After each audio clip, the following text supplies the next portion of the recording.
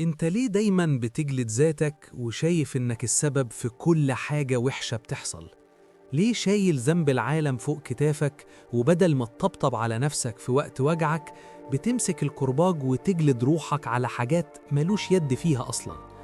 السجن اللي احنا بنبنيه لنفسنا وبنحبس فيه روحنا من غير قضبان هو أخطر سجن ممكن تدخله، والجلاد اللي جواك هو اللي دايما بيوهمك إنك الغلطان، إنك اللي قصرت، وإنك اللي بوظت العلاقة، وإنك الشخص الوحيد اللي يستاهل الوجع ده كله. أصعب سجن ممكن تعيش فيه هو إنك تكون أنت السجان وإنت المسجون في نفس الوقت. جلد الذات مش مجرد ندم طبيعي على غلطة عملتها، ده حالة مستمرة من لوم النفس على كل كبيرة وصغيرة. تلاقي الشخص من دول لو الطرف التاني كشر في وشه يسأل نفسه فوراً أنا عملت إيه؟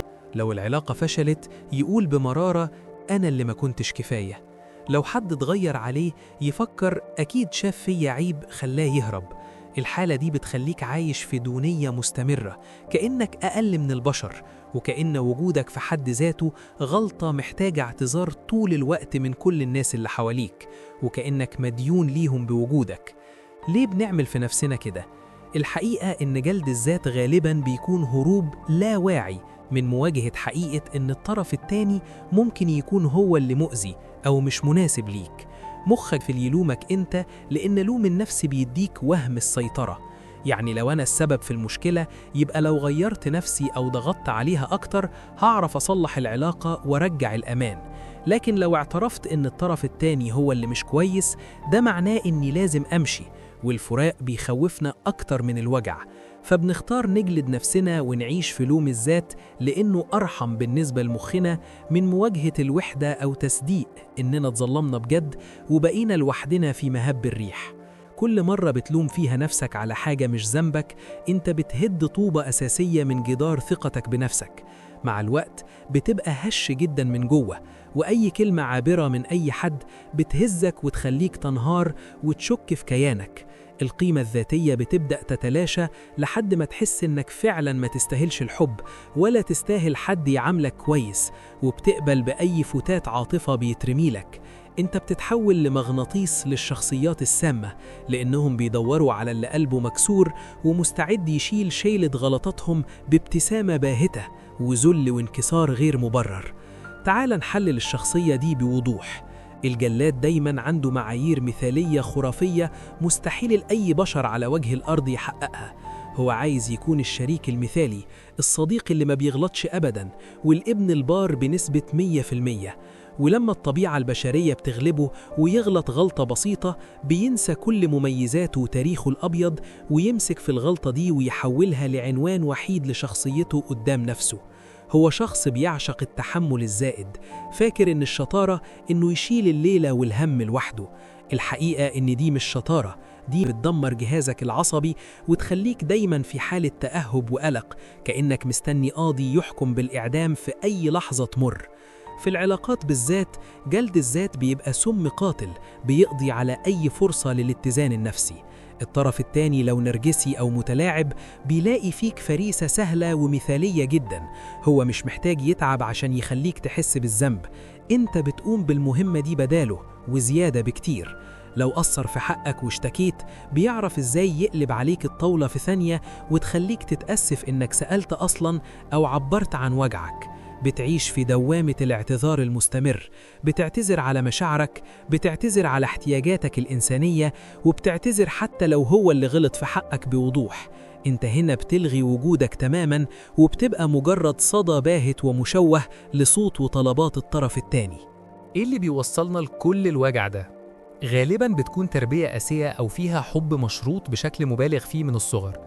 يعني وانت صغير كنت بتحس إنك محبوب ومقبول بس لما بتنجح، أو لما بتسمع الكلام بالحرف، أو لما ما تعملش أي مشاكل.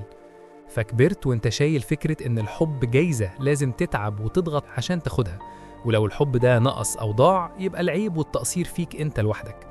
كبرت وانت شايل فكرة أنا مش كفاية في جيبك وبترميها قدامك في كل طريق جديد بتمشي فيه.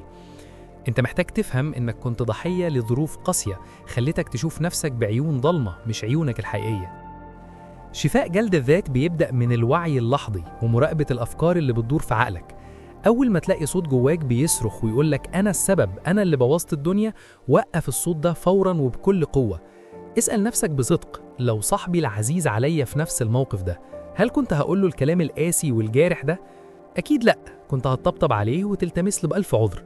يبقى ليه بتعمل في نفسك كده وانت أولى الناس بحنيتك ورحمتك؟ ممارسة التعاطف مع الذات مش رفاهية يا بطل، دي ضرورة حياة. انت إنسان ومن حقك تغلط، ومن حقك تكون مش مثالي، ومن حقك ترفض شيلة غيرك. الخطوة التانية للشفاء هي تحديد مربع المسؤوليات. هات ورقة وقلم في أي مشكلة بتقابلك واقسمها نصين بوضوح، نص فيه الحاجات اللي في إيدي وقدرتي، ونص فيه الحاجات اللي بره إيدي وتحت سلطة غيري. هتكتشف بذهول إن 80% من الحاجات اللي بتجلد نفسك عليها هي تصرفات وردود أفعال من ناس تانية أنت ملكش سلطة عليها أبداً. أنت مسؤول عن نيتك وسعيك الشريف، لكن مش مسؤول عن النتائج النهائية ولا عن نفسية الطرف التاني المتقلبة. لما بتفصل المسؤوليات دي، الحمل بيبدأ يخف من على كتافك، وبتبدأ تتنفس حرية لأول مرة، وبتحس إنك خفيف ومتحرر من قيود اللوم والاتهام المستمر بالتقصير. لازم تفهم كمان إن القبول الذاتي الغير مشروط هو المفتاح السحري للسلام النفسي. أنت مش محتاج تكون كامل عشان تتحب أو تحترم. الناس اللي بيحبوك بجد بيحبوك بعيوبك، بضعفك وبخيباتك قبل نجاحاتك. لو انت متمسك بعلاقة شرطها الأساسي إنك تفضل تجلد نفسك وتصلح من روحك غصب عنها عشان الطرف التاني يرضى، يبقى انت في المكان الغلط تماما. العلاقة الصحية هي اللي بتحسسك بالأمان إنك تغوط وتعتذر وتتحسن بسلام، مش اللي بتحسسك إنك واقف على حبل مشدود لو مالت خطوتك سنتيمتر واحد هتقع في نار اللوم والندم والاتهام المستمر بالتقصير. تأثير الشفاء ده على قيمتك الذاتية بيبقى زي النور اللي بيطلع فجأة بعد ليل طويل ومظلم. لما بتبطل جلد ذاتك بتبدأ تشوف مميزاتك وقدراتك اللي كانت مدفونة تحت تراب اللوم التقيل. بتبدأ تحترم حدودك وبتقدر تقول لأ لأي حد بيحاول يستغلك من غير ما تحس بوجع أو وخز في ضميرك. القيمة الذاتية بتبدأ ترجع لمكانها الطبيعي العالي، مش لأنك بقيت شخص خارق، لكن لأنك بقيت شخص حقيقي ومتقبل لضعفك الإنساني. انت بتبدأ تحب نفسك زي ما هي بكل ما فيها، وده أقوى درع ممكن تلبسه في مواجهة أي استنزاف أو تلاعب خارجي يحاول يهزك. ياريت تدرك إن الذنب شعور صحي بيحركك للصح، لكن الخزي شعور سام بيدفنك مكانك حي. جلد الذات هو خزي مستمر بيخليك دايما عايز تستخبى من العالم ومن مواجهة نفسك. المقاتل الحقيقي هو اللي بيعرف يفرق بذكاء بين غلطة محتاجة تصليح واعتذار وبين وهم كاذب إنه إنسان غلط وفاشل في حد ذاته. فك القيود دي النهاردة واعرف إن ربنا خلقك مكرم ومرفوع الراس، ومحدش ليه حق يذلك ولا يخليك تحس بالدونية حتى لو كان الشخص ده هو أنت. التغيير الحقيقي مش هيحصل في يوم وليلة، دي رحلة طويلة ومحتاجة طولة بال وصبر على النفس. في كل مرة الصوت القديم يرجع يهاجمك ويقولك أنت فاشل، رد عليه فوراً بصوت الحكمة والمنطق. قول لنفسك أنا عملت اللي قدرت عليه بوعي وطاقتي وقتها، والنهاردة أنا واعي أكتر وهتعامل أحسن. سامح نفسك على سنين الجلد والقسوة اللي فاتت، واعتبر لحظتنا دي هي هدنة مقدسة بينك وبين روحك. الهدنة دي هي اللي هتسمح لقلبك إنه يدق من جديد بالفرحة الحقيقية، مش بس بالخوف من الغلط والقلق المرضي من ردود أفعال الناس اللي حواليك وتوقعاتهم. عايزك تتخيل قلبك ده من جوه زي بيت بتسكن فيه. هل ينفع تعيش في بيت الحيطان بتاعته كلها مرايات مكسورة بتوريك بس عيوبك وتشوه صورتك؟ أكيد هتتجنن وتتعب. غير المرايات دي فوراً بصور لنجاحاتك، لضحكاتك الصافية، وللحظات اللي كنت فيها جدع وشهم مع حد محتاج. البيت ده محتاج تهوية ونور، محتاج تخرج منه كراكيب الذنب القديم اللي ملهاش لازمة وبتخنق المكان. لما البيت ينضف من جوه، الروح هتستريح جدا، وهتلاقي إنك بقيت خفيف وبقيت قادر تستقبل حب حقيقي ونضيف. حب مش قايم على إنك جلاد أو ضحية، لكن حب قايم على المودة والرحمة بجد. ركز دايما في اللحظة الحالية، بلاش تعيش مسجون في الماضي وتدور في دفاتره القديمة على غلطة تلوم نفسك عليها، وبلاش تعيش وتخاف تغلط غلطة تخلي الناس تمشي وتسيبك. اللحظة دي بس هي اللي تقدر تكون فيها طيب وحنين مع نفسك. فكر في حاجة واحدة بس حلوة عملتها النهاردة، حتى لو بسيطة، وركز عليها بكل فخر. الاحتفال بالانتصارات الصغيرة اليومية هو اللي بيغذي قيمتك الذاتية وبيخلي الكرباج يقع من إيدك للأبد. أنت مش محتاج محاكمة عسكرية كل يوم، أنت محتاج حضن وتطمين لروحك التعبانة اللي شالت كتير فوق طاقتها السنين اللي فاتت. في طريق الروح الواسع، التواضع مش معناه إنك تشتم نفسك أو تقلل من شأنها. التواضع الحقيقي هو إنك تعرف حجمك الطبيعي كبشر، بشر بيغلط ويصيب ويتعلم. لما بتعرف حجمك ده وبتقبله، بتبطل تطلب من نفسك المستحيل الخيالي، وبتبطل تلومها بقسوة لو ما قدرتش تشيل شيلة أكبر من طاقتها المحدودة. التصالح مع النقص البشري هو قمة الوعي والارتقاء، وهو اللي بيخليك بجد مقاتل شجاع في مدرسة الحياة، مقاتل بيعرف يحارب الظروف الصعبة، مش بيحارب نفسه وروحه اللي ملهاش سند غيره في الدنيا دي. خليك رحيم بمصدر قوتك الوحيد. فرسالة الروح ليك النهاردة واضحة وصريحة ومباشرة. كفاية وجع لحد كده، كفاية لوم مرير على حاجات عدت وانتهت، وكفاية قلق من حاجات لسه ما جاتش وممكن ما تجيش أصلاً. أنت مسموح لك تماماً تكون إنسان، ومسموح لك تاخد مساحة للتنفس، ومسموح لك تغلط ومحدش ليه حق يلومك للأبد. القيمة اللي بتدور عليها بلهفة عند الناس موجودة جواك من زمان، بس محتاجة إنك تبطل تغطيها بتراب الجلد واللوم. افتح الشباك النهاردة ودخل النور لروحك، وقول لنفسك بأعلى صوت: أنا أستاهل الحب، وأنا مسامح نفسي على كل شيء. دي مش أنانية، دي أول خطوة في طريق النجاة والشفاء. في الآخر الزتونة في كلمتين من القلب: جلد الذات هو عدوك الأول والمستتر، اللي بيلبس دايماً قناع الضمير الحي عشان يخدعك ويستنزفك.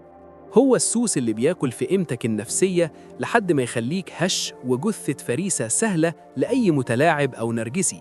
الحل الفوري بيبدأ بإنك تفصل بذكاء بين مسؤوليتك ومسؤولية غيرك، وتتعامل مع نفسك بحنان ورحمة كأنك بتتعامل مع طفل صغير غلط من غير قصد. لما قيمتك ترجع لك وتعرف قدرك الحقيقي، مفيش قوة في الدنيا هتقدر تخليك تشك في نفسك أو تهز شعرة منك تاني. أنت مقاتل بطل، بطل بيحب نفسه ويحميها ويصونها. في نهاية رحلتنا النهاردة، عايزك تغمض عينك وتتنفس بعمق شديد. تخيل إنك بتفك كل القيود والذكريات المؤلمة اللي ربطت بيها نفسك سنين طويلة. حس بالحرية وهي بتدخل روحك مع كل نفس بتطلعه.